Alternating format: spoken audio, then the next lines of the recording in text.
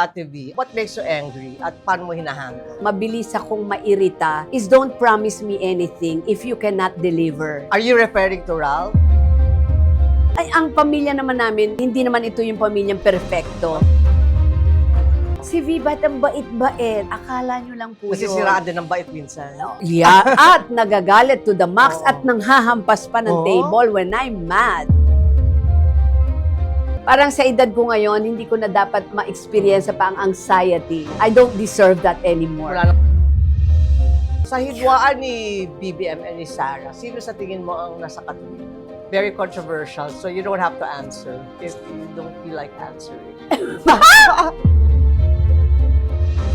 Because with what's happening with BBM, I hope you don't mind. I'm just talking as an Yes. ordinary person. Kasi- With what's happening with our country now, itong gulong to with BBM and our Vice President,